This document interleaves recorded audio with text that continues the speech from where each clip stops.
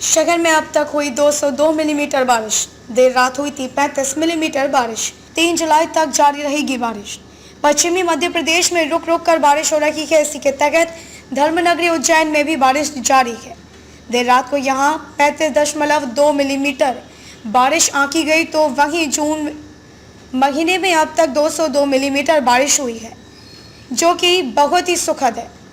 मौसम विभाग ने आगामी बारिश को लेकर जानकारी दी है कि 29 जून से 3 जुलाई तक रुक रुक कर बारिश होती रहेगी। यह बारिश पश्चिमी मध्य प्रदेश, खासकर उज्जैन जिले में होगी।